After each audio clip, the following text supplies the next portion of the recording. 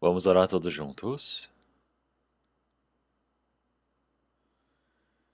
Senhor Deus, Pai, Santo e misericordioso que nos ama, nós te agradecemos que nós vivíamos no meio do pecado, estávamos em uma situação de inimizade contra Deus, mas o Senhor nos salvou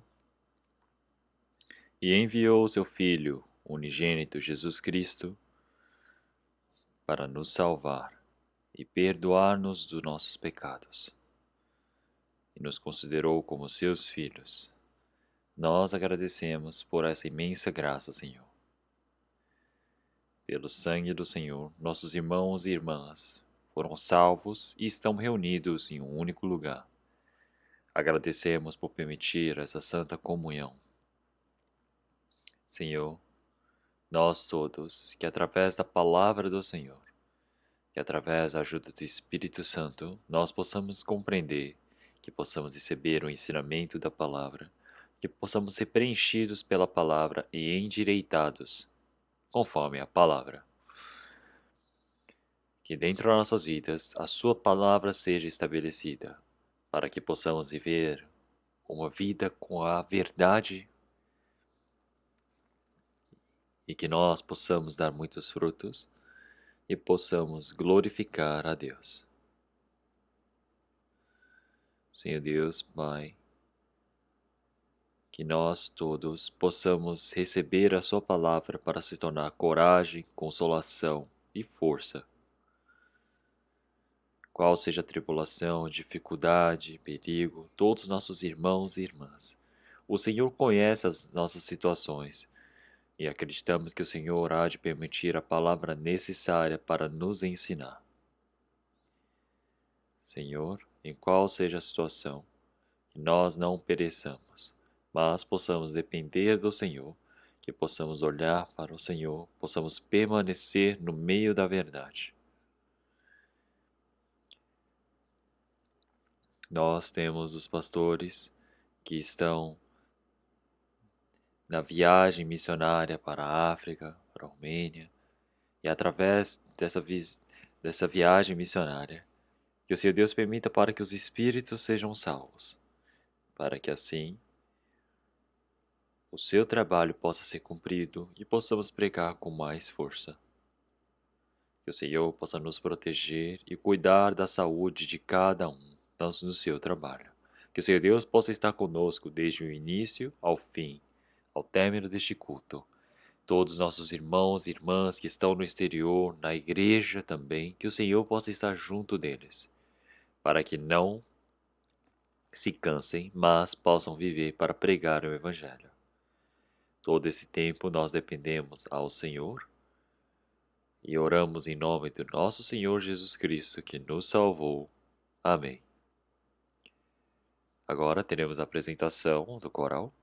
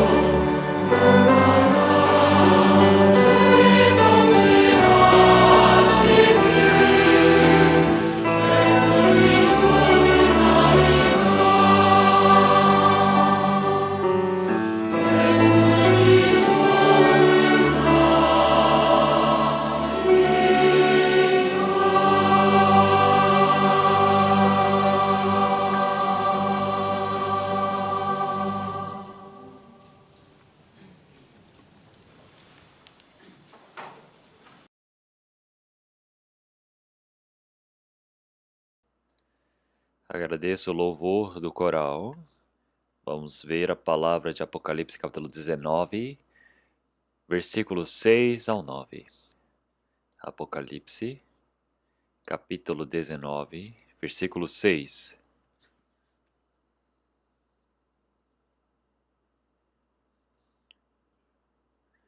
A partir do versículo 6 ao 9, vamos ler devagar. E ouvi como que a voz de uma grande multidão, e como que a voz de muitas águas, e como que a voz de grandes trovões que dizia: Aleluia, pois já o Senhor Deus Todo-Poderoso reina. Regozijemo-nos e alegremo-nos, e demos-lhe glória, porque vindas são as bodas do Cordeiro, e já sua esposa se aprontou. E foi-lhe dado que se vestisse de linho fino, puro e resplandecente, porque o linho fino são as justiças dos santos. E disse-me: Escreve, bem-aventurados aqueles que são chamados à ceia das bodas do Cordeiro. E disse-me: Estas são as verdadeiras palavras de Deus.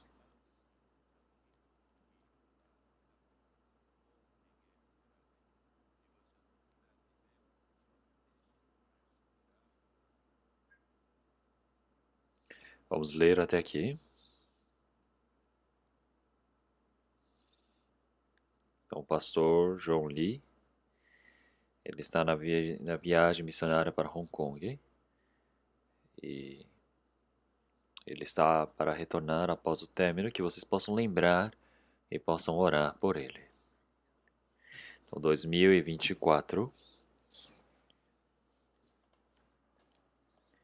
Então, agora já não falta muitos dias para o término deste ano. Então, o Senhor Deus, ele criou o sol, a lua e as estrelas, as constelações para o homem. Ele ter criado todas essas constelações, ele permitiu um tempo para que nós possamos iniciar novamente. Então, o homem, ele tem o pecado, ele é fraco.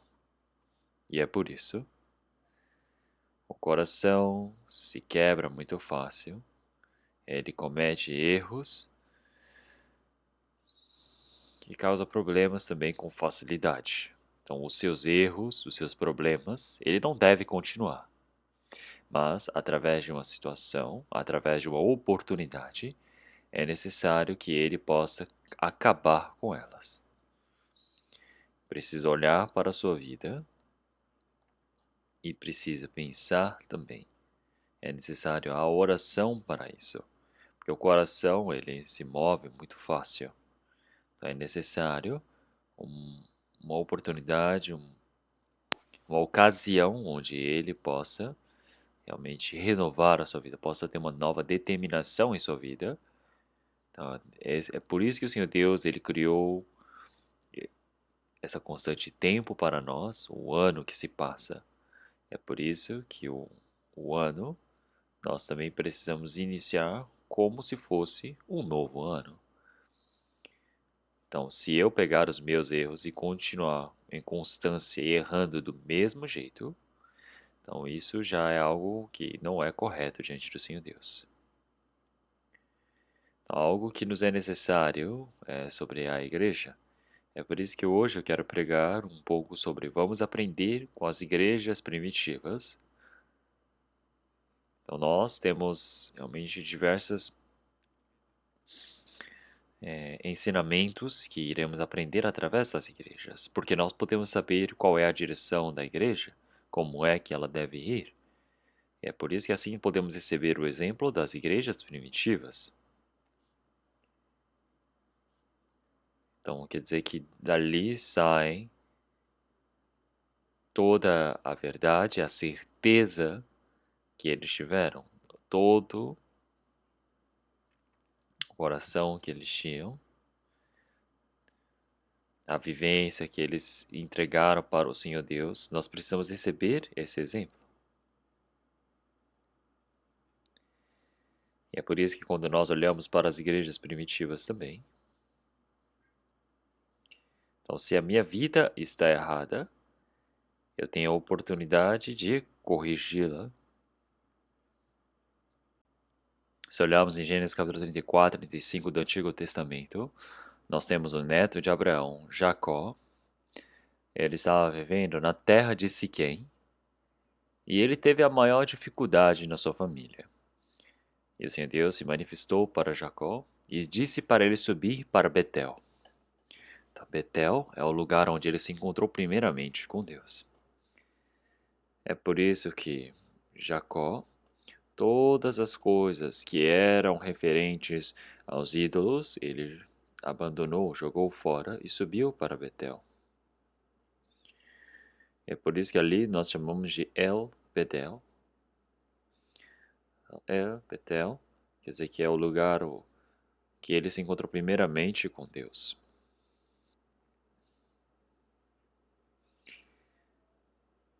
Então, é uma maneira de nós termos uma grande oportunidade para pensarmos na nossa vida de fé diante do Senhor Deus. Na vida de fé, a igreja é muito importante. Então, nós vamos pensar um pouco sobre o que é essa igreja que é para nós. E também vamos ver qual é o posicionamento das igrejas neste mundo. Vamos ver também quais são as características das igrejas primitivas. Então, o que é que nós podemos aprender? Como é que nós podemos corrigir? Então, eu vou pregar focado nesse ponto. Nós lemos a palavra de Apocalipse, capítulo 19. Capítulo 2 e 3 de Apocalipse, nós temos as palavras referentes às igrejas iniciais. Então, isso mostra como, na época, as igrejas em cada geração, cada época. E depois nós podemos ver a abertura da porta dos céus, e o apóstolo João é levado até os locais celestiais, e ele escreveu tudo que ele viu nos locais celestiais. E assim o Senhor, ele retorna, e então todos os santos, realmente do Antigo e Novo Testamento, eles já ressuscitam, e assim são transformados, e nós que estamos no Novo Testamento, somos transformados enquanto vivos, levados aos ares, e seremos transformados, que é a arrebatação. É essa palavra que ele diz no capítulo 5, 4 e 5, mas se nós olharmos de 6 em diante, nós podemos ver, depois do arrebatamento dos cristãos, os santos que receberam a salvação, mostra sobre os 7 anos de tribulação que haverá neste mundo. E se nós olharmos em Apocalipse capítulo 19, ele fala sobre as coisas finais que acontecerão nos 7 anos de tribulação. Se olharmos o versículo 6, e ouvi como que a voz de uma grande multidão, e como que a voz de muitas águas, e como que a voz de grandes trovões que dizia, Aleluia, pois já o Senhor, Deus Todo-Poderoso, reina. Então nós podemos ver, todos os santos, eles estão louvando agora. E qual é o tema do louvor deles? É que existe todas essas bodas diante do Senhor Deus, e é por isso que eles dizem Aleluia, pois o Senhor Deus Todo-Poderoso reina. Então o Senhor, ele retornará para este mundo, e ele há de julgar este mundo. E ele há de construir, criar este mundo novamente como se fosse na criação. É por isso que o Senhor, ele vai deixar Israel como o centro e ele há de governar este mundo, reinar sobre este mundo, que é o reinado do milênio. E é por isso que dizem, regozijemo-nos e alegremo-nos, e demos-lhe glórias, porque vindas são as bodas do Cordeiro, e já sua esposa se aprontou. Quando há de chegar esse tempo da governança, do reinado do Senhor, com certeza é necessário do Cordeiro e a sua esposa. O que é essa sua esposa que se aprontou? É a igreja, que há de participar desse reinado do Senhor. Então aqui ele fala que porque são vindas as bodas do Cordeiro, ele está dizendo que o que foi prometido, o tempo já foi cumprido. Então se nós olharmos em outras traduções, diz que a sua esposa já terminou, está preparada, quer dizer, que se aprontou. Então, a noiva que se prepara, quer dizer que ela já terminou. É por isso que se olhamos o versículo 8, e foi-lhe dado que se vestisse de linho fino, puro e resplandecente, porque o linho fino são as justiças dos santos. Então, já que está preparado todo esse aprontamento, está vestido desse linho fino, puro e resplandecente. E o anjo disse para o João, dizendo: Escreve, bem-aventurados aqueles que são chamados à ceia das bodas do Cordeiro. Então, quem são esses que foram chamados às bodas do Cordeiro? São as esposas, são as noivas. Quer dizer, que são aqueles que receberam a salvação. Então, fomos chamados como esposas. Quer dizer, que as pessoas que participam, realmente existe o que? Uma grande bênção, não é? Uma grande felicidade.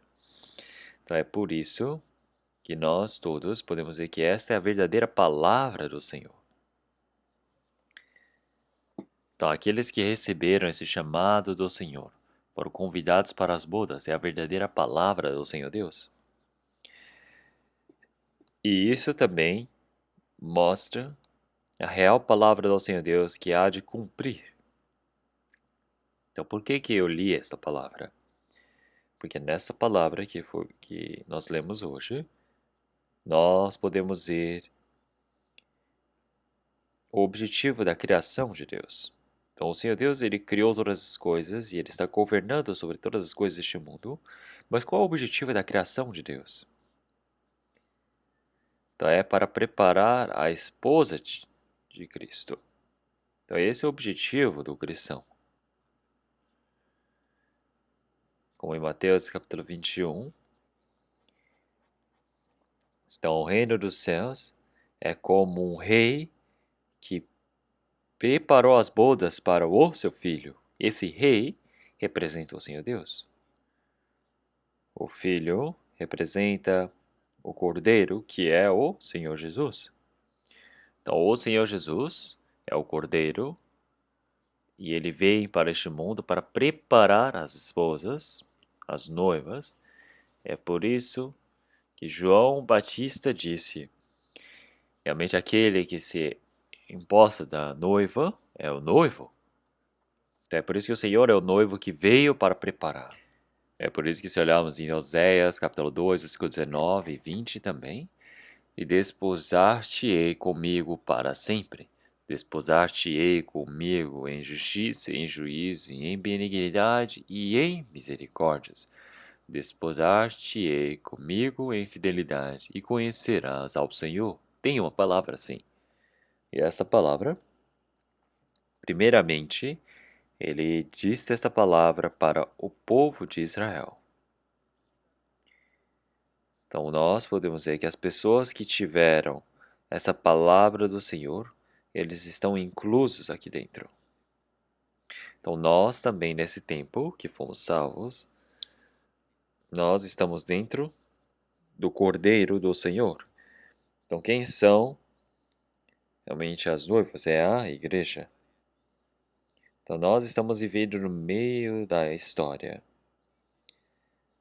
Então, nós todos agora podemos ver a noiva que está se preparando.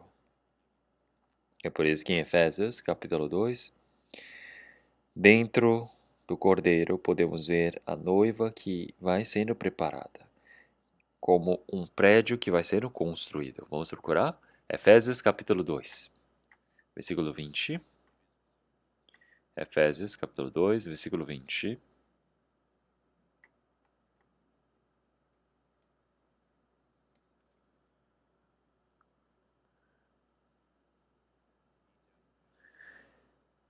Efésios, capítulo 2, versículo 20 até 22, vamos ler todos juntos.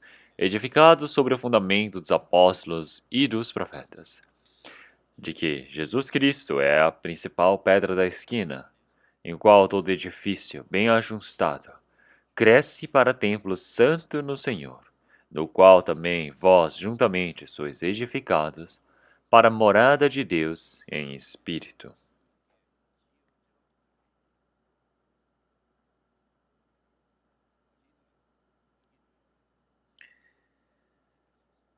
Então aqui ele está dizendo para a igreja de Efésios, é por isso que ele enviou essa carta para a igreja de Efésios.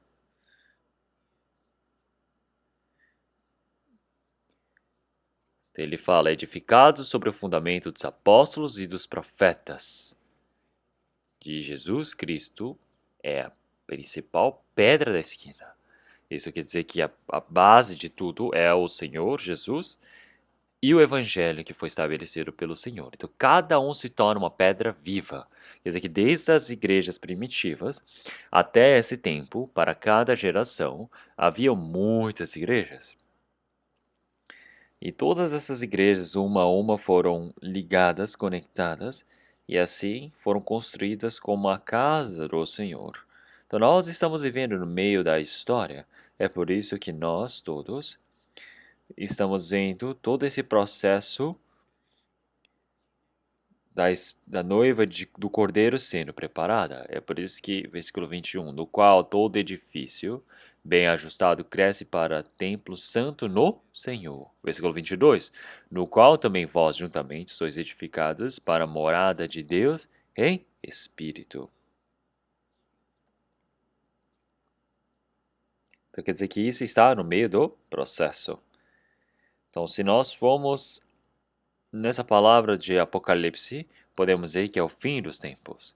Quer dizer que agora a noiva já está aprontada, já se aprontou junto do cordeiro, quer dizer que está perfeita. Então, assim pode dar início às bodas.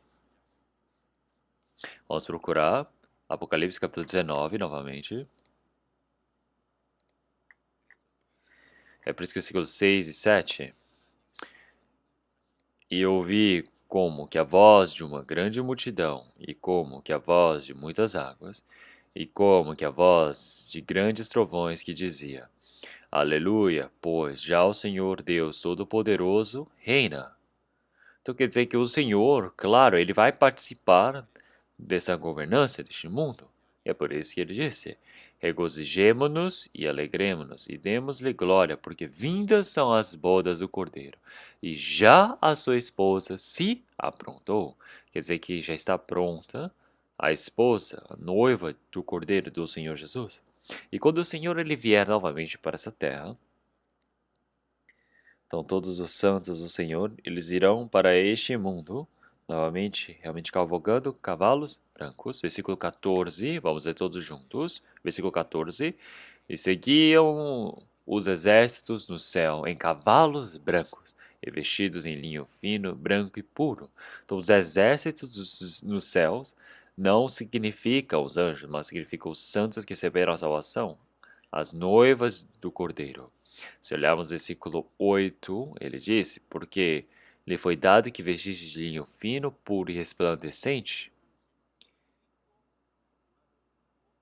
E também, no versículo 14, seguiam os exércitos no céu em cavalos vestidos de linho fino, branco e puro.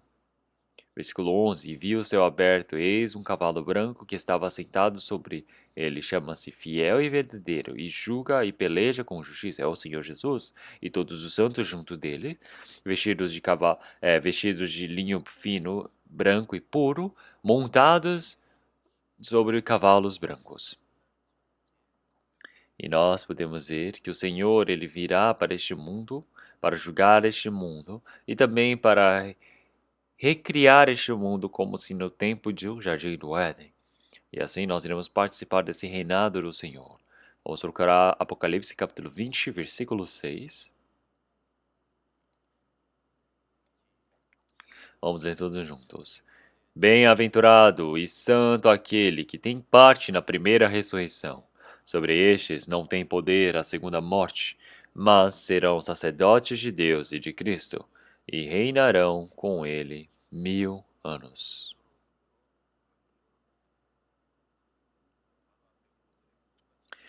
Em versículo 5, ele diz: Mas os outros mortos não reviveram, até que os 1000 anos se acabaram. Esta é a primeira ressurreição. Então aqui nós podemos ver que o Senhor ele há de fundir o corpo e o espírito e enviar para o inferno, para o julgamento eterno. Mas nós somos aqueles que queremos participar da bênção eterna, porque somos as noivas do Cordeiro. E acabará com este mundo, para que nós possamos participar desse reinado do Senhor. E é por isso que, claro, todos os cristãos também irão participar dessa glória do Senhor. Vamos procurar Apocalipse capítulo 21, versículo 9. 21, 9. Vamos ler todos juntos.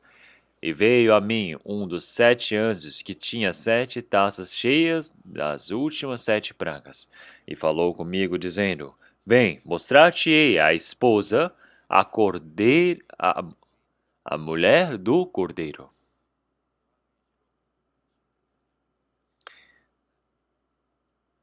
Então, se nós olharmos, o Senhor, ele está dizendo: E veio a mim um dos 7 anjos que tinha 7 taças cheias das últimas 7 pragas.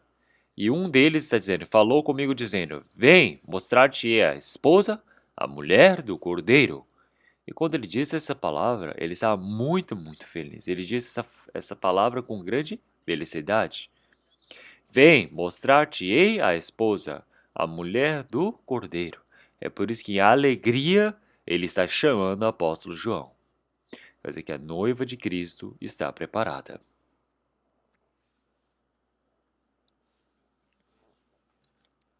Então, quem participa realmente como noiva de Cristo são todos os santos, que são das 12 tribos de Israel, assim também como todos os santos do Novo Testamento que foram salvos. Todos os salvos irão participar desse reinado de Cristo. É por isso que, versículo 9, o Senhor ele diz, veio a mim um dos 7 anjos que tinha 7 taças cheias das últimas pragas, das últimas 7 pragas. E assim como na palavra que já lemos, capítulo 21 até 22, nós podemos ver que mostra o reino dos céus onde os santos irão habitar junto do Senhor. E lá existem 12 portas, versículo 12, e tinha um grande e alto muro com 12 portas, e nas portas os 12 anjos, e nomes escritos sobre elas, que são os nomes das 12 tribos dos filhos de Israel. Então aqui ele fala que existe o reino dos céus, que é a Santa Jerusalém, como dizem 12 portas, e nas 12 portas tem o nome dos anjos, que são o nome dos 12 tribos dos filhos de Israel, onde representa que são todos aqueles que têm a fé verdadeira diante do Senhor. E assim também, versículo 14, e o muro da cidade tinha 12 fundamentos, e neles os nomes dos 12 apóstolos do Cordeiro. Existem os nomes dos 12 apóstolos do Cordeiro. Quer dizer que todos os santos que receberam a salvação, eles irão participar ali. Então, todas as pessoas que receberam a salvação agora estão unidos e eles irão viver junto do Senhor. É por isso que os santos do Antigo e Novo Testamento estarão todos juntos. Nas portas existem os nomes das 12 tribos, e ali são as 12 pérolas. E também existem os nomes dos 12 apóstolos, e nós podemos dizer que existem, são pérolas e pedras preciosas. Porque chamam os salvos, os santos, de pedras preciosas, de pérolas. Então, as pérolas, como nós sabemos muito bem, então, nós podemos ver a ostra, por exemplo, entra um pedaço de areia ali dentro, e a areia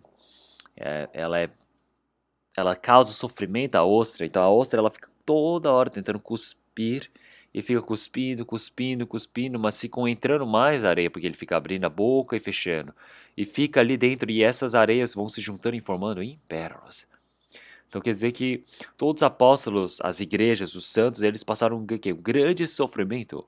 Assim como Cristo, ele passou grande sofrimento para cumprir a salvação, os santos passaram por grandes sofrimentos para poderem pregar esse evangelho. E todos os salvos que receberam a salvação, como é que os chamam? Então chamaram de pedras preciosas. Então o Senhor os vê como pérolas e pedras preciosas. Então olhem para a direita, esquerda, frente e trás. Olhem quantas pérolas que estão ao nosso lado. Tantas pedras preciosas. Então, ao ver do Senhor, todos são pedras preciosas.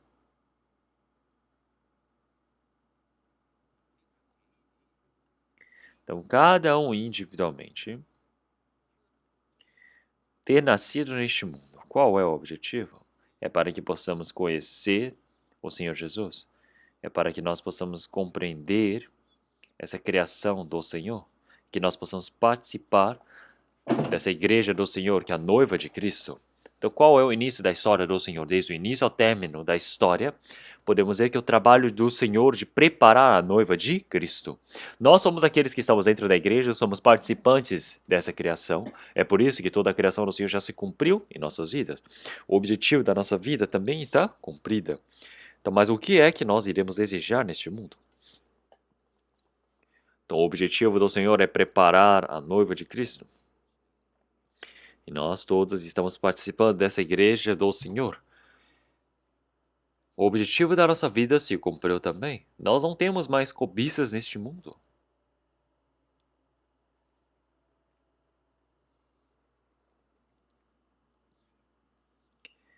Então nós agora precisamos pensar nessa verdade. Nós precisamos ver que o Senhor que nos considera como pedras preciosas, e Ele escreveu isso na Bíblia. É por isso que no final da história podemos dizer que a noiva é preparada. Cristo, quando Ele há de reinar, nós iremos reinar com Ele. Iremos entrar junto do Senhor na glória eterna. E claro, todos os santos irão participar ali. E nós iremos estar satisfeitos dessa glória. E qual é a posição da igreja neste mundo? Vamos procurar Efésios capítulo 1.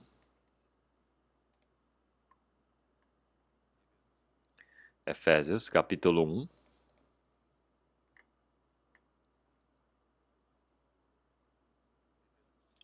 Efésios capítulo 1.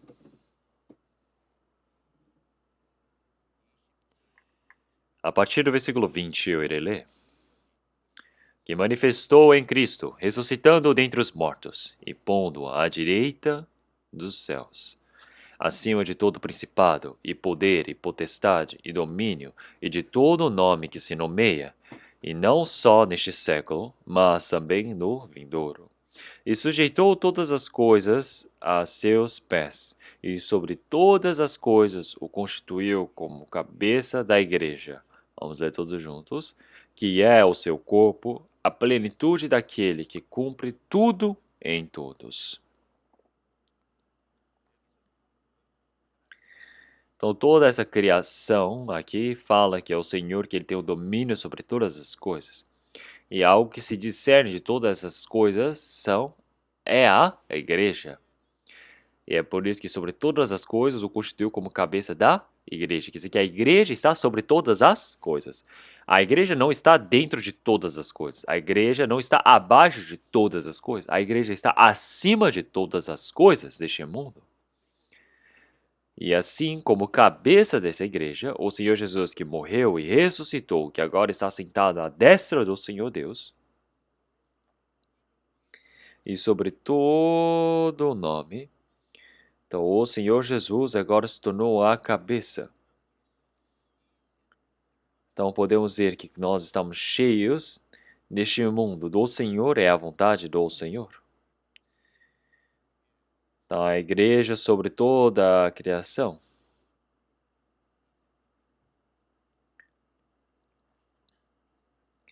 Quer dizer que toda a criação, todas as coisas deste mundo, quer dizer que o Senhor Deus, Ele criou.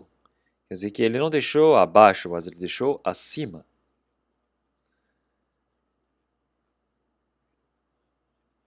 Como na palavra de Apocalipse, o Senhor que Ele há de vir sobre todas as coisas. Então quem é do mundo realmente fala das coisas do mundo. Mas aquele que veio de cima, ele está acima de todas as coisas. Então ele diz que o Senhor ele está sobre todas as coisas, sujeitou sobre todas as coisas a seus pés, sobre todas as coisas constituiu como cabeça da igreja. Nós estávamos em todas as coisas, nós estávamos dentro de Adão, mas agora, através da morte e ressurreição do Senhor Jesus, nós tivemos a ligação com o Senhor. Assim como o Senhor está sobre todas as coisas, nós agora estamos numa posição onde estamos sobre todas as coisas. Então, a governância do Senhor, o Senhor Deus, ele permitiu uma nação, um país, um governo neste mundo, um reinado para o quê? Manter a ordem neste mundo. Mas o Senhor Deus, ele há de preencher todas as coisas deste mundo através da igreja. Então, quando a igreja é aperfeiçoada, é completa, então nós podemos dizer com grande força diante do Senhor.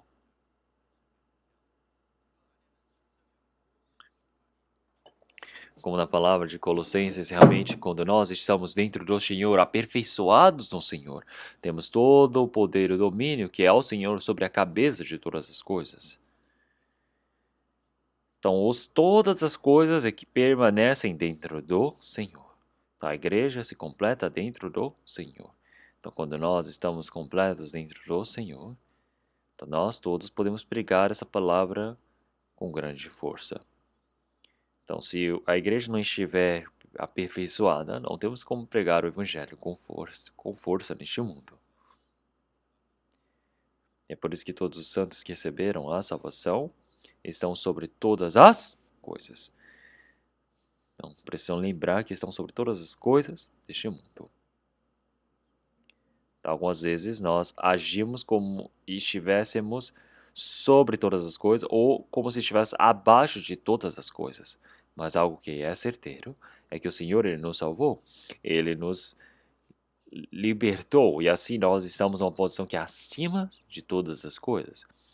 E através da igreja, o Senhor, ele nos aperfeiçoa. Nós precisamos lembrar disso.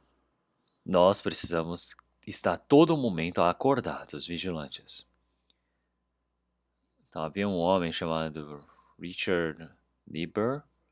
Ele escreveu um livro dizendo Cristo e cultura. Então, qual é a visão que um cristão ele deve ter em referente a este mundo? Ele se refere a 5 aspectos. Primeiro, Cristo de cultura. As pessoas que estão nesse grupo Cristo de cultura são as pessoas que não separam Cristo deste mundo, com a cultura, vivem dentro deste mundo. É igual a qualquer pessoa deste mundo. E também existe Cristo sobre a cultura. Isso são as pessoas que dizem que são aqueles que dizem que são crentes e não são crentes. Tá, aqueles que não, que por exemplo, que são crentes, eles vivem como se fossem as pessoas deste mundo, mas tem os líderes, por exemplo, os líderes são aqueles que tentam se separar. Então eles sigam o que? Cristo sobre a cultura. E tem Cristo contra a cultura. É uma reação do homem que vai contra as coisas deste mundo.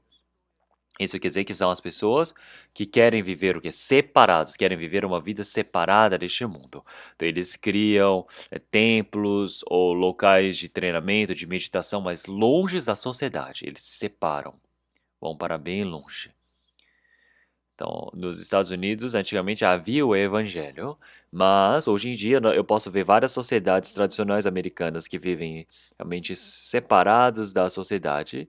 Eles não andam de carro, não utilizam as vestimentas, as coisas da modernidade, eles andam a pé.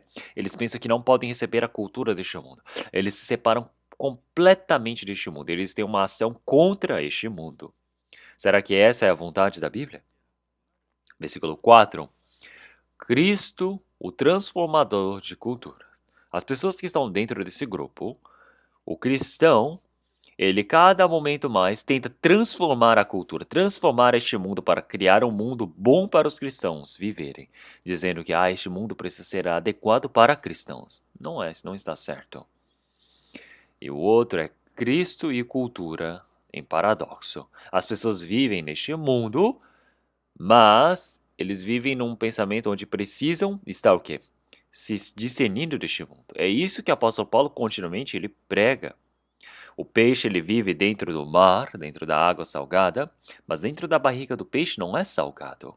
Nós vivemos neste mundo, mas nós vivemos uma vida o que separada deste mundo. Então nós estamos neste mundo, mas nós não podemos estar em harmonia completa com este mundo. Nós vivemos numa adequada tensão contra este mundo, e assim nós vamos nos aperfeiçoando com o Senhor, mas vivendo neste mundo. A lua recebe a luz do sol e assim resplandece a terra, mas para dar essa luz, ela precisa sempre manter uma distância adequada com a terra para ficar em órbita para assim dar a luz. E assim nós também mantemos uma distância adequada com este mundo. Nós não podemos ser um só com eles. Vivos e mortos não podem estar juntos, mas mantemos uma distância adequada, em limite, e vivemos numa medida de tensão. E assim nós temos o papel de sermos conduzir este mundo para o Senhor. Então esse é o papel do cristão que está neste mundo. Ele não pode confundir uma coisa dessas. Então ele não pode nem entrar neste mundo para se misturar com as coisas deste mundo. E não pode ir para baixo das coisas deste mundo. O Senhor ele nos colocou sobre todas as coisas. Então nós recebemos essa luz do Senhor. Nós somos a luz e o sal deste mundo. Essa é a nossa posição. Então, realmente nós já dissemos para aprendermos, recebemos exemplos das igrejas primitivas, nós temos a fé verdadeira, podemos ver que iniciaram as igrejas iniciais, e assim como nós temos realmente pregado até hoje, desde o início até agora, a noiva de Cristo vai sendo formada a cada momento mais. Para se tornar a noiva de Cristo, precisa o quê? Ser edificado. Então, se uma igreja não é adequada diante do Senhor Deus em um momento, o Senhor ele pode mover a candeia, ah, mas ele não faz a igreja desaparecer. Mateus capítulo 16, versículo 18, o Senhor ele já disse que ele há de estabelecer a sua igreja sobre esta pedra, e as portas do inferno não prevalecerão contra ela. Então quer dizer que é construído a igreja do Senhor sobre todas as coisas. Então, ele pode mover a candeia, mas não tem como acabar com a história da igreja. A igreja é continuamente construída, cada momento mais é preparada essa noiva de Cristo. É por isso que a cada época, para cada tempo, cada local, existem diversas igrejas. E qual é a igreja que se torna um exemplo? A igreja realmente ideal? Claro que é as igrejas primitivas. As igrejas primitivas é o momento onde o Espírito Santo ele desceu no Pentecostes e ele atuou com grande força. E todos os santos que receberam o ensinamento do Senhor Jesus, eles pregaram pessoalmente. É ali que nós podemos dizer que são as igrejas primitivas. Então nós havíamos várias igrejas, claro, na região. Haviam a igreja de Jerusalém e várias outras que estavam ao redor, mas Jerusalém se tornou o quê? O exemplo para todas elas. A igreja da Judéia também se tornou o exemplo para todas. É por isso que ele disse: vós todos são imitadores das igrejas de Deus, como aquela que está em Judéia. Da igreja da Judéia, que é como várias outras da região, ela se tornou um exemplo para várias outras igrejas. É por isso que as igrejas iniciais nós precisamos receber o exemplo delas. Então nós podemos ver as igrejas iniciais eram pessoas simples, eram poucas em número. Os membros das igrejas iniciais eram o quê? Os pescadores da Galileia. Eles não eram pessoas especiais. Naquele tempo, as pessoas, quando observavam para eles, eram pessoas simples, pessoas que não tinham nada. Então, será que nós não somos assim também? Quando nós vamos para algumas igrejas, tem igrejas que tem cheio de pessoas famosas. Será que nós podemos ser assim? As igrejas primitivas são pessoas simples, são pessoas que não tinham nada de bom para se ver. É por isso que em 1 Coríntios capítulo 1, versículo 26 a 29 diz: porque bem vezes, irmãos, a vossa vocação, que não são muitos os sábios segundo a carne, nem muitos os poderosos, nem muitos os nobres que são chamados, mas Deus escolheu as coisas loucas deste mundo para confundir as sábias, e Deus escolheu as coisas fracas deste mundo para confundir as fortes. E Deus escolheu as coisas vis deste mundo, e as desprezíveis, e as que não são, para aniquilar as que são, para que nenhuma carne se glorie perante ele.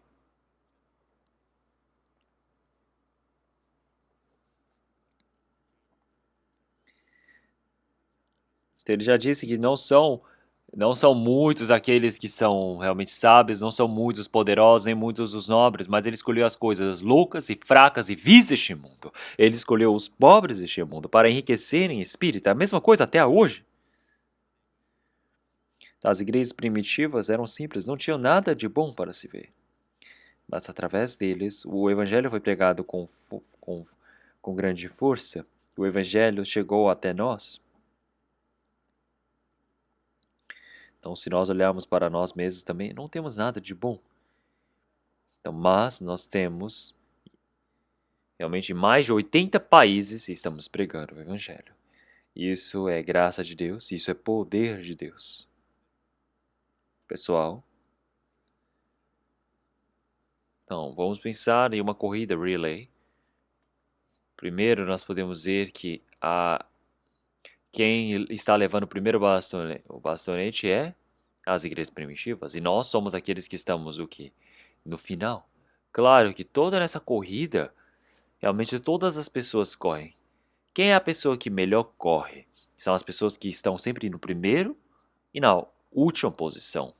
Então, o primeiro a correr na primeira etapa é sempre o que corre mais rápido. E o último, por quê? São muito importantes. É por isso que as igrejas primitivas eles correram com grande força. E nós, como últimos atletas, nós temos o papel de corrermos. Precisamos finalizar muito bem. Nós temos esse papel. Então, as igrejas primitivas eles receberam com grande força e no meio eles receberam e vieram correndo com grande força também. Mas se nós estivermos parados, mas se nós cairmos, será que isso não é uma grande vergonha diante do Senhor Deus? Então, será que será que eu não estou parado? Será que eu não estou correndo para trás?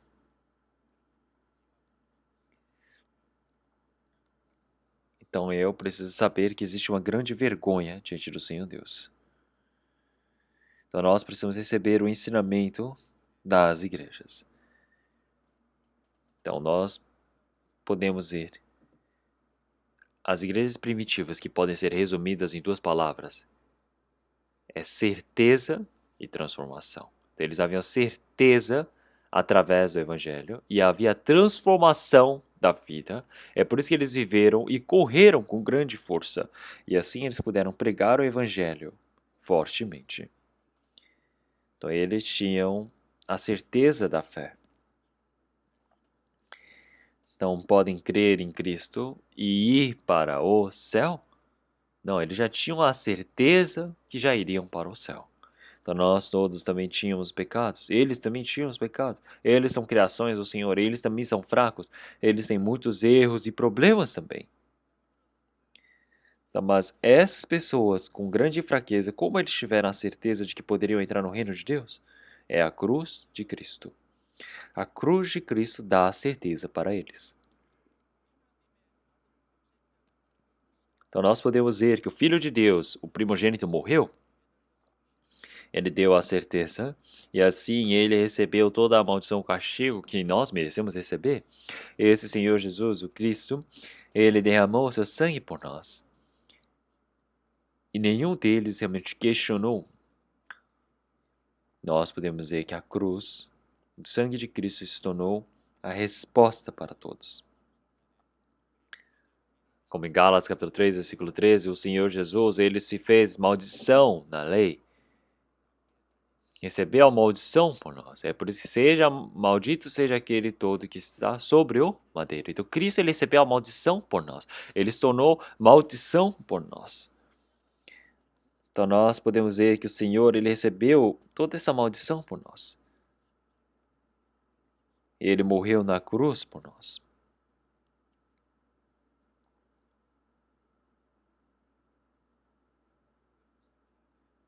Então, se nós olharmos a palavra de Atos, nas igrejas iniciais, nós podemos ver os apóstolos, eles pregaram, e tem as 19 pregações, sermões deles. E dentre as sermões e pregações, não existe nenhum sermão que é ofuscado em tema. Todos são sermões que eles pregaram que com grande certeza, como em Atos capítulo 2, versículo 36, eles disseram que Deus, ele fez que ele se tornasse Senhor e Cristo, a Jesus, a que vós tendes crucificado. E todos eles disseram: Irmão, como é que o que nós devemos fazer? E assim ele disse, para eles se arrependerem, receber o batismo em nome do Senhor Jesus Cristo e a remissão dos seus pecados, e assim receberão como presente, como dom, o Espírito Santo. Em Atos capítulo 4, por exemplo, nós podemos ver Pedro e João que foram capturados por pregar o Evangelho, e os judeus disseram, vocês parem de pregar, não falem mais sobre Cristo. Então, mas eles disseram em Atos capítulo 5, versículo 29, realmente decidam o que é correto dentro de vós. Realmente, nós não podemos deixar de pregar o que nós temos ouvido e visto. Em Atos capítulo 4, versículo 19 a 20, e capítulo 5 a 20, versículo 29, nós podemos ver que eles foram capturados. Mais uma vez eles disseram, é correto para o homem que obedeça a palavra de Deus. Então, eu não obedecer a palavra do Senhor Deus porque eu tenho a palavra dos homens, isso não está certo. Então eu preciso obedecer a palavra do Senhor. O Senhor, ele disse, nos deu um mandamento para irmos para todas as nações deste mundo para pregarmos o Evangelho. Na Antioquia, nos últimos tempos, nos tempos antigos, a palavra que ele pregou, o apóstolo Paulo, ele pregou em Atos capítulo 13, versículo 38 e 39, ele disse, realmente, irmãos, como vocês já sabem, realmente que recebam a força através deste homem, que preguem o perdão dos pecados, para que assim possam ser fortalecidos através desse amor e sejam fortalecidos. Então, que possam receber esse amor. O amor é o Senhor Jesus, é a força do Senhor, é através do Senhor Jesus que nós somos justificados em todas as coisas. É isso que nós estamos pregando. Então, o Senhor Jesus e a cruz. Então, é a resposta muito importante para nós. Vamos procurar 1 Coríntios capítulo 2, versículo 2.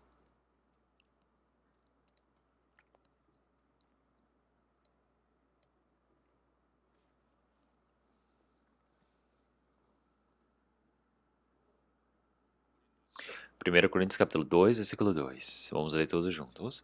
Porque nada me propus saber entre vós, senão a Jesus Cristo e este crucificado.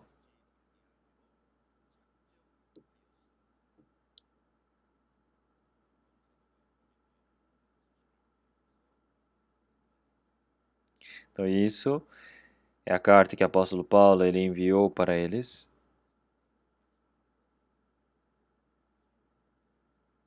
Então nós podemos ver que havia um pastor chamado Martin, que ele havia pregado e ele era Martin Joyce, ele era médico, ele pregou o evangelho, ele disse para escrever este versículo na lápide dele quando ele morresse. Porque nada me propus saber entre vós senão a Jesus Cristo e este crucificado.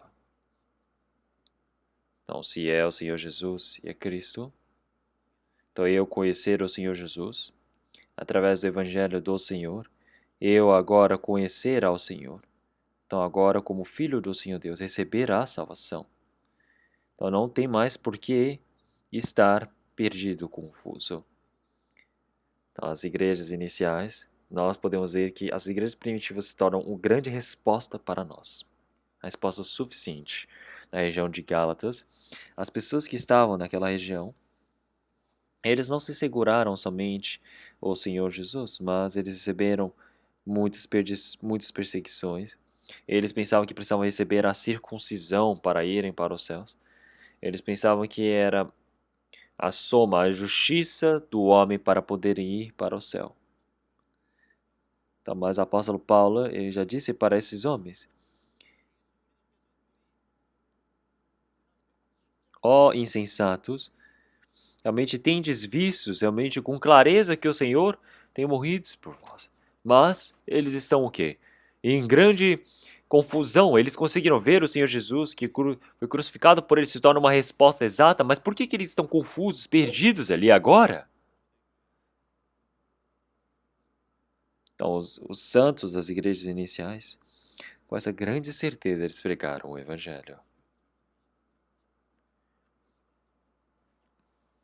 Como em Provérbios capítulo 21, versículo 28, Ele diz que a falsa testemunha há de perecer, mas aquele que é a testemunha verdadeira pode dizer o quê? Com grande firmeza, com grande certeza. Ele tem essa fé para dizer com grande força.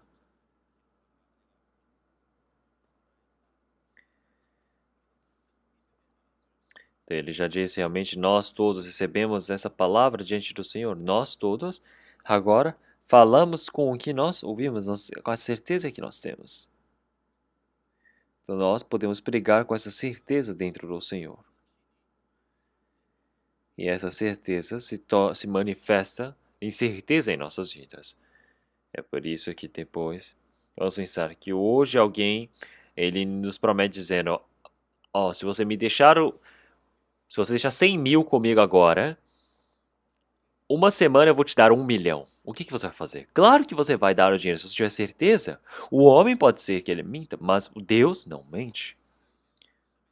O Senhor Deus, através da sua palavra, ele já nos prometeu, ele já jurou para nós. Ele jurou na palavra. A base do Senhor é que ele não pode mentir. Então nós precisamos somente nos segurarmos nessa palavra do Senhor. O Senhor, ele há de cumprir essa palavra. Então o Senhor, ele disse que há de dar esse prêmio e ele com certeza nos há de dar. Então se existe o reino dos céus, é certeza, nós temos essa fé.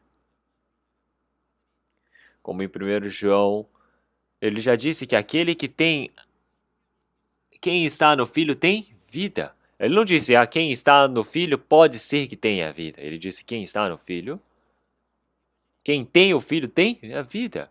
E ele também já disse em 1 João capítulo 2, versículo 25, que a promessa que ele nos prometeu, a vida é eterna.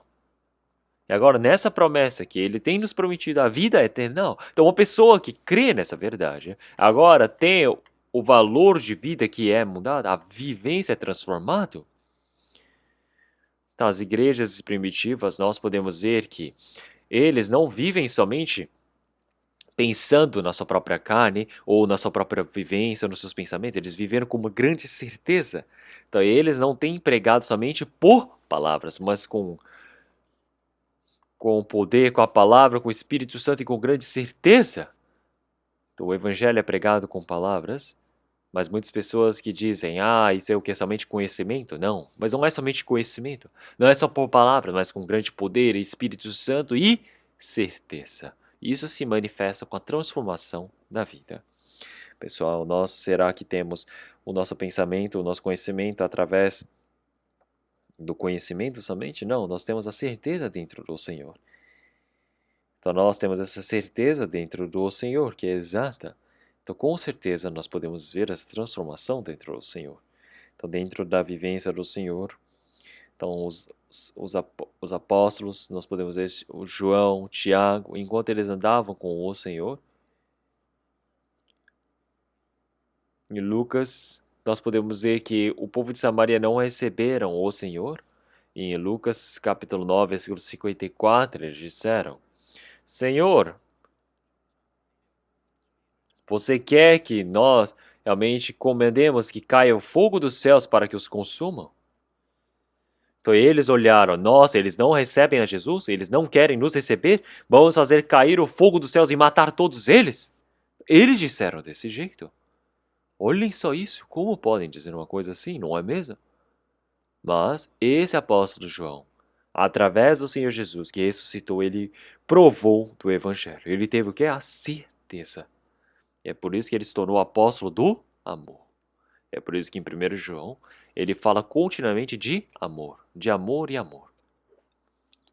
O apóstolo João ele sempre falava sobre amor.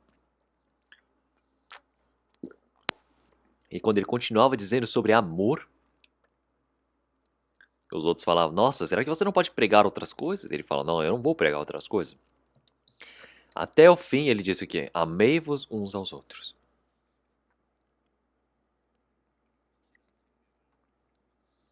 Então, antes de provarmos dessa certeza, então ele tinha esse coração seco de querer matar, devastar a todos. Como existe esse apóstolo, Não foi somente o apóstolo João, mas todos os santos daquele tempo, eles tinham a transformação das suas vidas. Vamos procurar Mateus capítulo 11. Mateus capítulo 11, versículo 19. Capítulo 11, versículo 19.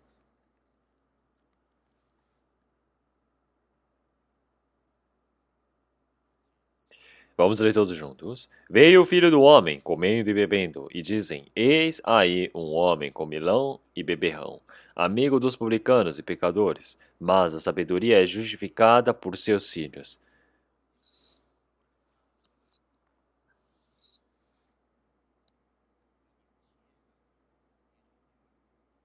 Então nós podemos dizer que essa sabedoria representa o Senhor.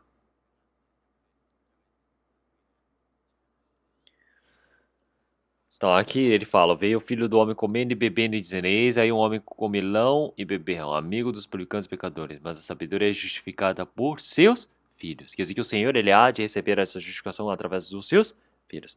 O João Batista ele veio e ele havia clamado o arrependimento e naquele tempo eles receberam essa grande felicidade, a alegria do Senhor, mas não conseguiram receber a alegria do Senhor.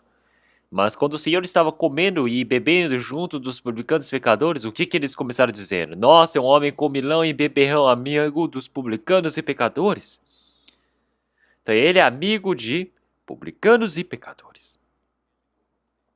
Então naquele tempo, o Senhor disse, mas a sabedoria é justificada por seus filhos.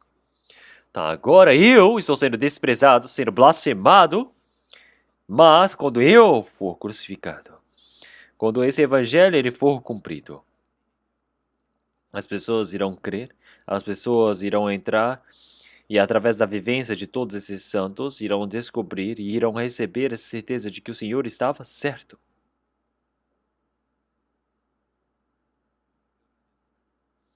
Então uma vida em mudança é a transformação do cristão. É por isso que nós, com grande certeza, nós precisamos ter essa vivência de transformação dentro do Senhor. E mesmo que recebamos uma perseguição por conta desses motivos que nós tenhamos, não iremos receber a perseguição através da nossa vivência. Porque na realidade, a nossa ação, a nossa vivência é parabenizada pelos homens. Vamos procurar a palavra de Atos. Atos capítulo 2, versículo 47.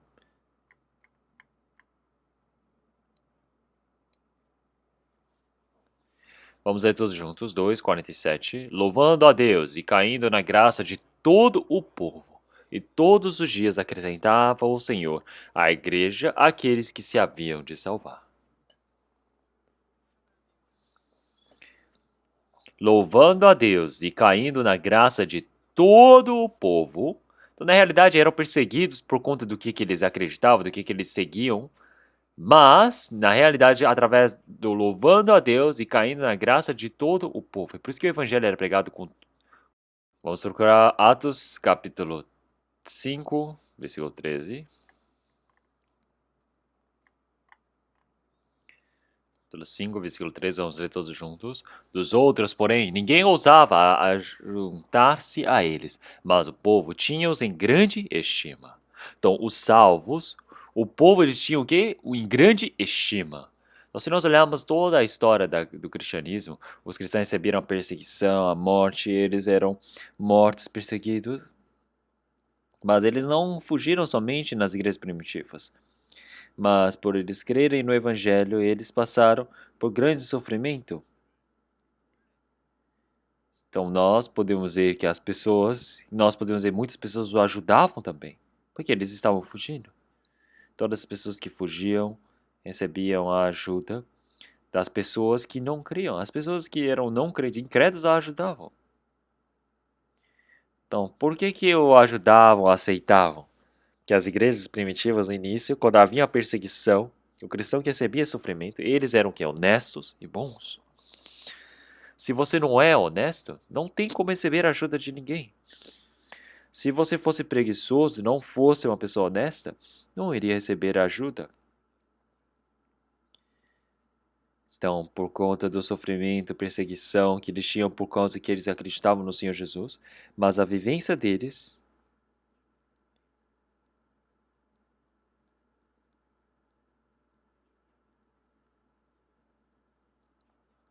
Então, antigamente na Coreia do Norte, por volta de 40% das pessoas receberam a salvação em Pyongyang, porque o evangelho foi pregado. Então, isso é um acontecimento grandioso, que o grande movimento de Pyongyang, que o evangelho foi pregado, quer dizer que muitas pessoas realmente com grande certeza pregaram o evangelho. Então, eles pegavam o dinheiro que eles tinham e eles mesmos realmente pagavam o dinheiro pelos outros. E se eles cometiam erros, eles iam lá e perdiam perdão para as pessoas. Nós podemos ver a mudança da vivência dessas pessoas. Então, o evangelho foi pregado fortemente. Todo o cristianismo no mundo se assustou. Então, realmente, eu consegui pregar o evangelho com grande força, é por conta da certeza que nós temos, a força, o Espírito Santo. Então, nós temos o que? A honestidade e a diligência dentro de nós. Como na palavra de Lucas, capítulo 22, ele fala sobre o Senhor Jesus quando pequeno. Ele disse que o Senhor Jesus, Lucas capítulo 2, versículo 52, ele diz que o Senhor Jesus ele ia crescendo em sabedoria e estatura, e no favor de Deus e homem. Não somente Deus, mas e homens também. Como em 1 Samuel capítulo 2, versículo 26, diz que Samuel ia crescendo em estatura e recebia o favor entre ambos, Deus e homem. Não disse somente Deus, mas homem também. Vamos procurar Romanos capítulo 14, versículo 17 a 18. Romanos capítulo 14, versículo 17 a 18. 17 e 18. Vamos ler todos juntos. Porque o reino de Deus não é comida nem bebida, mas justiça e paz e alegria do Espírito Santo. Porque quem nisto serve a Cristo agradável é a Deus e aceito aos homens.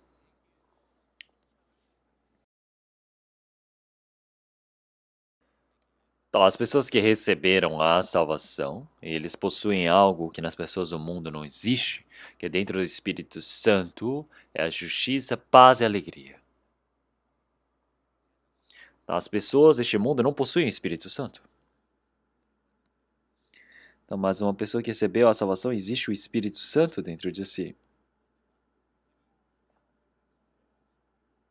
Então, o Senhor disse para receber o perdão dos pecados, assim receber o dom do Espírito Santo. Então, assim, quando nós cremos esse evangelho dentro do Senhor, recebemos o perdão dos pecados. Então, nós recebemos esse Espírito Santo dentro de nós, em nossas vivências. É por isso que recebemos o perdão sobre os pecados. E agora temos essa certeza dentro do Senhor. Agora existe a verdadeira justiça, paz e alegria no Espírito Santo. É por isso que quem crê no Senhor, realmente toda a sua vivência, agora existe a paz dentro de Cristo.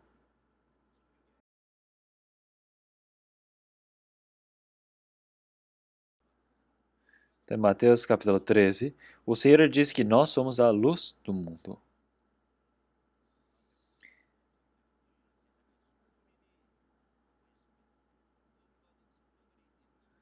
Então, os santos que receberam essa luz do mundo. Então, em uma região, você colocar realmente várias delegacias não reduz a criminalidade. Mas qual é o melhor jeito de reduzir a criminalidade? É estabelecer várias igrejas.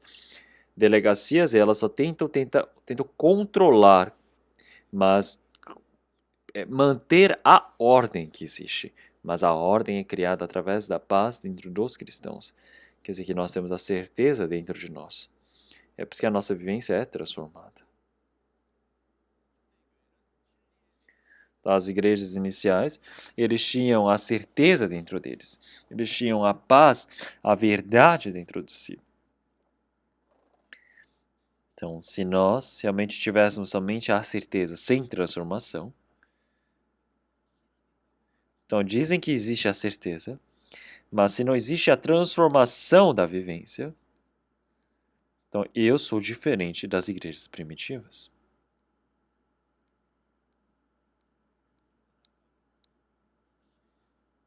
Então, se você tem certeza sem transformação, pode ser que essa certeza é falsa.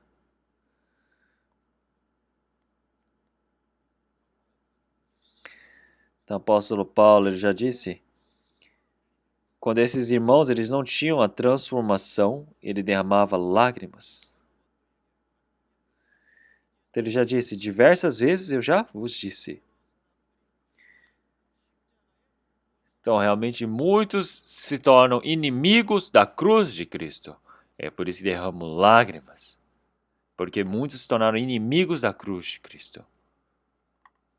Então, eles dizem que creem, eles dizem que têm certeza, mas vivem uma vivência assim como em Filipenses capítulo 3, versículo 18. É triste, não é mesmo? Como em Tiago capítulo 2, versículo 18, ele disse, tu dizes, tenho fé, mas eu tenho as obras. Então, mostra-me a tua fé sem as obras, e eu mostrarei a minha fé através das minhas obras.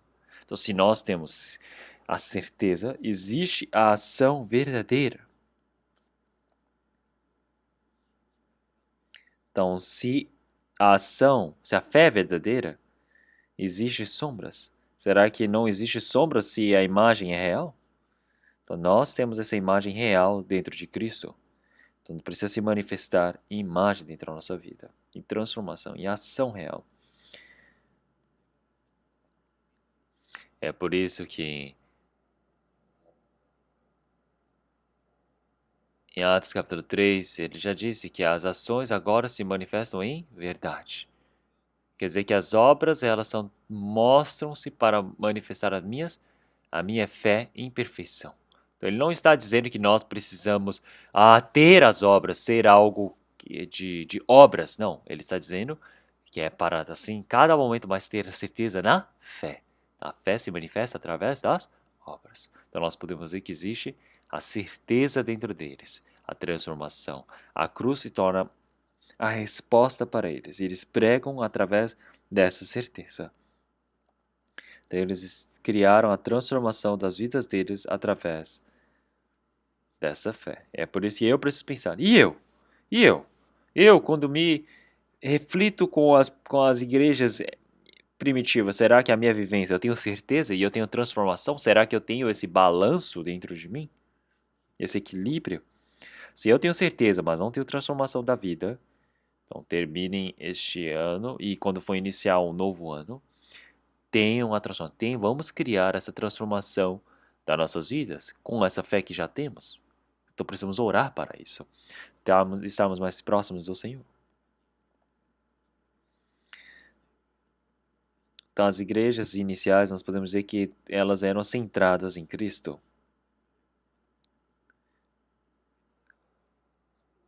Como em Atos capítulo 3, nós podemos ver Pedro, que ele estava entrando no templo, e ele viu um homem que ele era coxo de nascença. E no momento que ele foi realmente restaurado, ele levantou, correu e louvou ao Senhor. Então, um homem que era coxo de nascença, ele agora ficou bem e agora é na frente de várias pessoas e o viram correndo. E eles centraram a visão deles para Pedro. E eles disseram, nós não temos melhorado este homem, feito este homem andar com nosso poder e força. Por que vocês estão olhando para nós? Por que vocês pensam assim em nós? Então Pedro e João, eles disseram, o Senhor ele está conosco. Por que maravilhais através das nossas obras? Nós não fizemos andar este homem através das nossas obras, do nosso poder, mas é através do Senhor. É por isso que em Atos capítulo 4, versículo 10, na palavra que continua, ele disse, através do nome de Jesus o Nazareno, nós fizemos este homem estar saudável e estar perante vós, outros. Ele disse, nós não pregamos somente sobre essa salvação e nenhuma outra salvação. Então eles tinham Cristo como centro da vida deles. Então, o caminho que a igreja deve ir é que Cristo precisa estar no centro. Como as igrejas primitivas tinham Cristo no centro, nós precisamos ter Cristo no centro. E segundo, as igrejas primitivas, elas tinham um coração unido, elas viviam todas em um único foco. Vamos procurar Atos capítulo 1, versículo 14. Atos capítulo 1, versículo 14.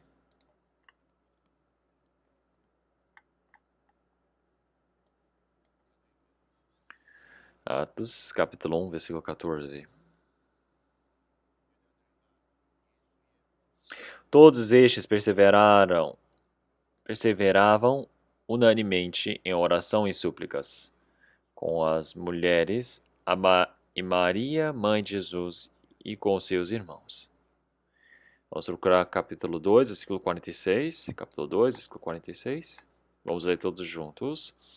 E perseveravam unânimes todos os dias no templo, e partindo o pão em casa, comiam juntos com alegria e singeleza de coração. Então, todos os dias eles tinham um coração unido. Quer dizer que todos os dias eles estavam unidos. Onde quer que eles estivessem, eles estavam unidos em coração. Vamos procurar versículo 24. Atos, capítulo 4, versículo 24. Atos, capítulo 4, versículo 24. E ouvindo eles isto, unânimes levantaram a voz a Deus e disseram: Senhor, tu és o Deus que fizestes o céu e a terra e o mar e tudo o que neles há. Versículo 32. Vamos ler todos juntos. E era um o coração e a alma da multidão dos que criam. E ninguém dizia que coisa alguma dos que possuía era sua própria, mas todas as coisas lhe eram comuns. Eles tinham um único coração e alma. Então, as igrejas iniciais, realmente eles todos tinham diversidade em nação, em falas, mesmo que a língua, as nações eram diferentes, eles puderam se unir. Para eles não era importante se você era greco ou judeu. Se você é africano, coreano, isso não importa. Você é escravo, você é liberto, isso não importa.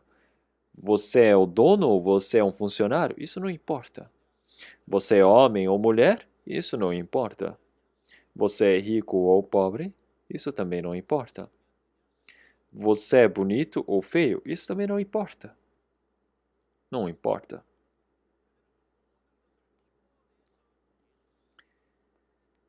Então, o importante é que eles ultrapassaram todas as coisas e se tornaram um só em Cristo.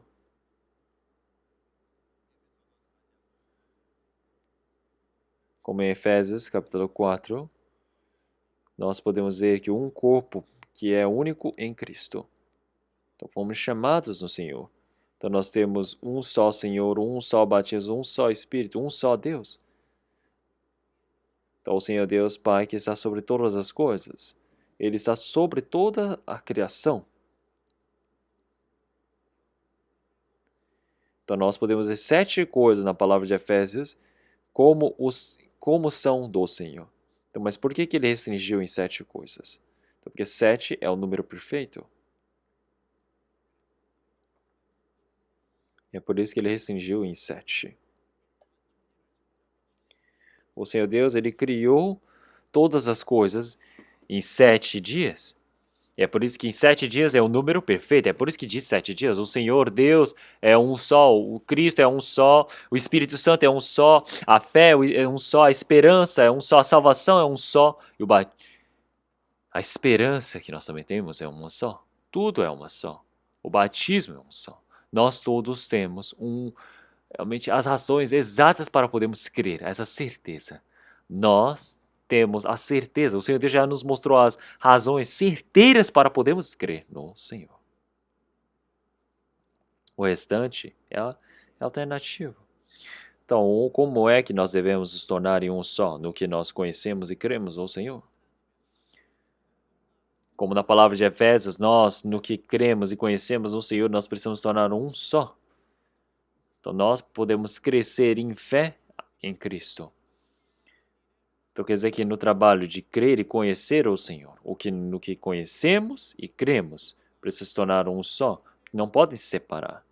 Então, quando se torna um só, nós podemos se tornar homens perfeitos dentro do Senhor. Podemos crescer na verdadeira, real estatura de Cristo. Então, assim, não é somente não é separado, mas sim em um só. Unânime que assim pode acontecer. Olhem só para o catolicismo, não é um só. O catolicismo, nós podemos ver que existe a mudança do Ocidente e do Oriente. Do Oriente é a Igreja Ortodoxa da Rússia, e nós podemos ver do Ocidente que nós temos a Igreja, o catolicismo. Então nós temos esse discernimento da Igreja Católica também, que é a religião oriental e a religião ocidental. Então a imagem é muito boa. Então eles do Oriente eles disseram, tá, nós podemos criar realmente igrejas e ser centradas na imagem, orar para todos esses santos, mas não podemos fazer imagens. Então é por isso que eles se dizem a igreja ortodoxa, mas do Ocidente eles fizeram, não, podemos criar imagens sim. E assim nós podemos ver, existem tantas diferenças, mas todos eles vivem que separam, não é mesmo? É uma confusão. Parece que creem na mesma coisa, parece que ambos falam de Deus, ambos conhecem a mesma coisa, mas é separado. Pense bem, nós temos a água, 98% a água, e 2% é outra coisa. Assim como a água viva, 98% é água e 2% é outras coisas. A melancia é 98% água e 2% é outra coisa. Então, a nuvem é 98% água e 2% outra coisa. Então, nuvem, água viva, melancia, é tudo a mesma coisa? Não, não é. Mesmo que seja 98%, esse 2% é diferente. É por isso que são diferentes.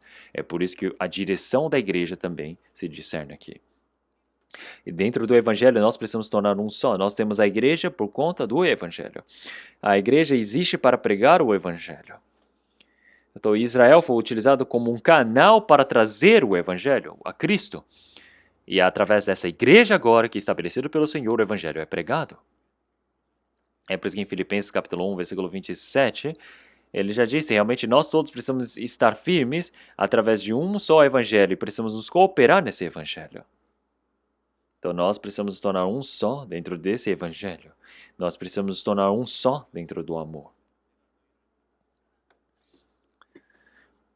Assim, nós todos precisamos dar glórias ao Senhor Deus, e é por isso que nós todos também precisamos realmente glorificar a Deus unidos dentro do Senhor. O Senhor, Ele nos recebeu. Assim como o Senhor, Ele nos recebeu, nós precisamos fazer da mesma maneira.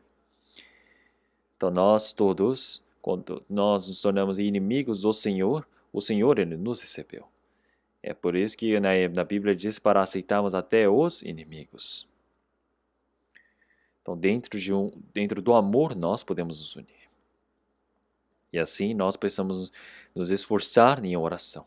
É necessário que nós façamos isso. Vamos procurar Atos, capítulo 1, versículo 14. Atos, capítulo 1, versículo 14. Todos estes perseveravam unanimemente em oração e súplicas, com as mulheres e Maria, mãe de Jesus, e com os seus irmãos. Daqui ele fala, todos estes perseveravam unanimemente em oração e súplicas. Então nós podemos ver que o Senhor, depois que ele veio e partiu, passaram-se 10 dias e veio o Espírito Santo. E o que os discípulos eles fizeram? Eles fizeram o trabalho da oração. Eles se esforçaram na oração. Eles não receberam, não ficaram cheios do Espírito Santo por conta da oração, mas por conta da promessa que já o haveria de vir. Então, da mesma maneira, tem um grande coração em súplica. É por isso que existe uma maior felicidade, existe uma maior alegria dentro do Senhor. Como em Atos capítulo 4, nós já procuramos essa palavra, né? Eles levantaram a voz, todos eles unidos, e todos eles suplicaram com um só coração, e ali clamavam, e ali realmente estavam cheios do Espírito Santo, porque eles clamavam e faziam tremer todo o redor. É por isso que nas igrejas iniciais, todos os santos, realmente eles disseram, realmente quando recebiam toda a ameaça dizendo para não pregarem sobre o Senhor, eles se uniram para clamarem sobre o Senhor. Eles oraram e eles pregaram com grande força. É por isso que nós também precisamos estar cheios do Espírito Santo e nós desejamos pregar com grande certeza, não é? E qual é a maneira? É a oração. É a oração dentro do Senhor. É por isso que quando eu fazia o seminário bíblico também, então realmente sempre precisávamos orar com grande súplica, para assim quando eu estiver em frente ao púlpito, eu tenha mais força. Então o Senhor Deus, Ele te dá a certeza, Ele te dá a força, a firmeza. É por isso que dentro do Senhor, realmente nós podemos ver que o Senhor, quando Ele estava em Marcos capítulo 4, Ele estava passando no barco, o Galileia com os seus discípulos, havia grandes tempestades, os discípulos foram e acordaram o Senhor Jesus. E quando o Senhor Jesus acordou, ele ordenou para os mares e os ventos pararem. E eles se acalmaram. Quando você está em uma grande tribulação, você precisa o quê? Orar. Você precisa procurar o Senhor. Então, quando você realmente está na maior tristeza dentro do seu coração, vocês já oraram? Quando vocês estiveram com a frente totalmente escura, vocês oraram? Por hoje, vocês oraram? A oração é a força. Através da oração, as igrejas primitivas receberam a força, receberam a coragem. Através da oração, receberam consolo. Através da oração, eles tiveram a certeza. Através da oração, eles pregaram o evangelho com firmeza. Através da oração, eles puderam lutar contra toda a perseguição. Nós oramos, assim como todos os santos, é o segredo para nossas vidas. É por isso que continuamente Ele permite essa palavra para nós. Como em Atos capítulo 2, realmente nós podemos ver que as igrejas primitivas, elas realmente receberam essa palavra da Bíblia do Senhor. As igrejas primitivas continuamente aprenderam a palavra, é por isso que podem viver com forças. Então, qual é o motivo de terem essa certeza dentro do Senhor? Porque pregam essa palavra. Então, aprendem a palavra dentro do Senhor. E nós todos, o que temos certeza é que todos nós estamos aprendendo a mesma quantia da mesma palavra. É? Não, recebemos palavras diferentes. Cada um recebe, aí tem um aprendizado diferente. É por isso que o Senhor Jesus ele está dizendo, precisam verificar cada um a si mesmo para ver o que estão ouvindo. Precisam pensar o que eu estou aprendendo. Quem tem ouvidos, ouça. Então estamos numa mesma posição, no mesmo lugar, ouvindo a palavra, mas não quer dizer que estamos aprendendo a mesma coisa, a mesma quantia. Então, e se eu tenho o coração humilde, o coração honesto, o coração fervoroso de querer aprender, eu aprendo mais do que os outros. Isso eu preciso ter uma oração. Se eu aumento o meu coração, tudo que eu posso aprender, eu perco, eu não consigo aprender. Então, se eu abaixo o meu coração até com as formigas, eu posso aprender uma coisa. A arrogância atrapalha o aprendizado. Enquanto eu estou ouvindo a palavra, então se eu tenho tribulações dentro do meu coração, eu preciso olhar dentro do Senhor. Eu posso ver que o meu coração está totalmente parado. Eu preciso verificar se eu tenho esse coração de querer aprender, se eu tenho esse coração de humilde dentro do Senhor, fervoroso. Isso se torna a evidência para poder aprender dentro do Senhor. Uma pessoa que despreza a palavra do Senhor Deus, despreza o Senhor. Se olharmos em 2 Reis, capítulo 2, 42 jovens zombaram de Eliseu chamando de careca.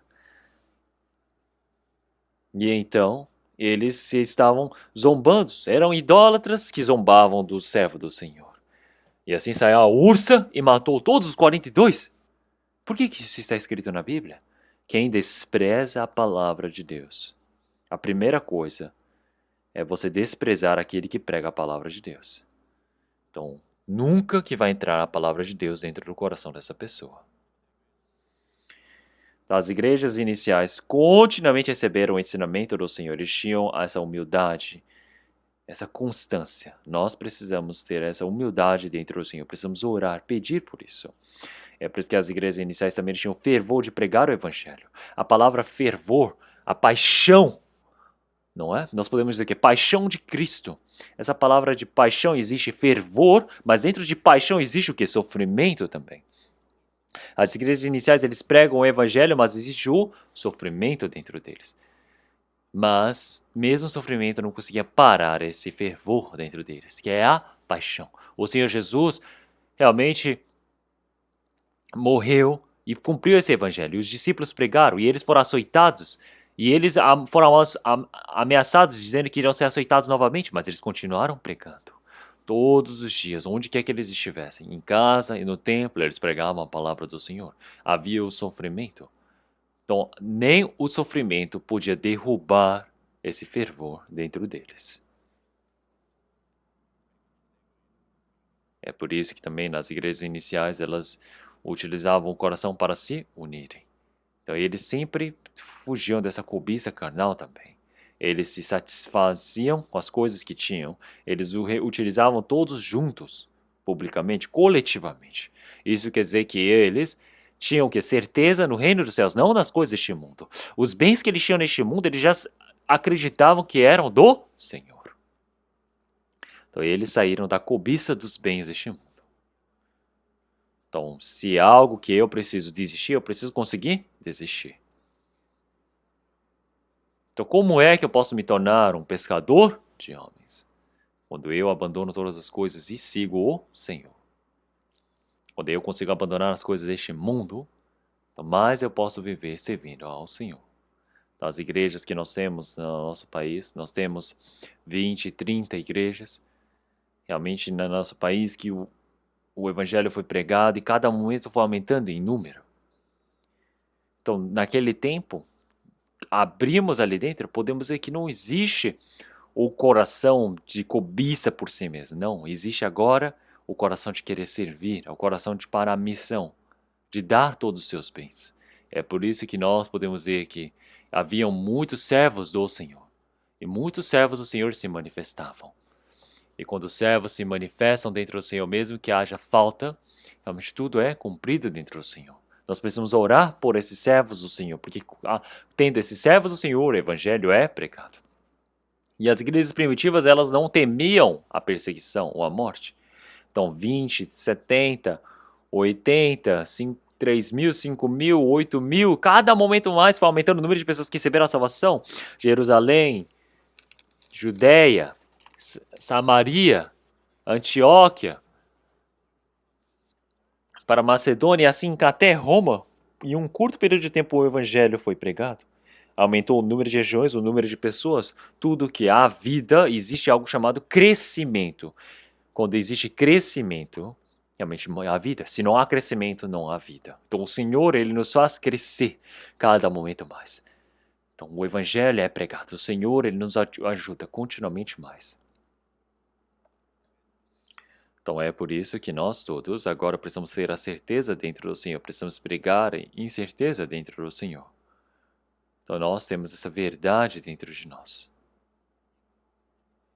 Então é por isso que nós todos agora precisamos receber o Senhor dentro de nós. O Senhor que se tornou a cabeça da igreja está dentro de nós. É por isso que agora nós, dentro dessa igreja do Senhor, podemos pensar, será que eu estou atrapalhando nesse trabalho do Senhor? Eu estou impedindo? Eu preciso verificar essa minha vida. Eu preciso ver qual é o objetivo da criação do Senhor Deus. É a igreja. Eu preciso verificar, eu preciso saber. E eu preciso ver que o objetivo da igreja é o objetivo da minha vida pessoal também que há de se cumprir. E nisso eu preciso me alegrar, preciso ter a felicidade. Eu preciso com força viver para o Senhor. Vamos orar todos juntos? Senhor Deus Pai, nós te agradecemos. Nós todos, os irmãos e irmãs que vieram diante da sua palavra, que a palavra do Senhor Deus, que agora foi manifesta, possa permitir para que eles possam compreender, que o Evangelho possa ser testificado, para que assim possa manifestar o seu trabalho, Senhor. Que assim possa se tornar realmente um momento onde nós possamos saber como é que devemos viver dentro do Senhor. Que o Senhor assim possa nos ensinar e conduzir, para que todos nós possamos participar do retiro de inverno. Para que todos nós possamos ter a palavra como firmeza dentro dos nossos corações. Que assim nós possamos viver no meio da verdade, com certeza e com força, que cada família possa ser utilizada pelo Senhor. Senhor, que o Senhor Deus possa utilizar a nós todos de forma preciosa e todas as igrejas que estão pelo mundo e pelo país possam ser protegidas e assim o Evangelho possa ser pregado fortemente. Que assim o Senhor sempre esteja nos protegendo. Senhor, nós agradecemos por esse tempo e oramos em nome do nosso Senhor Jesus Cristo que nos salvou. Amém.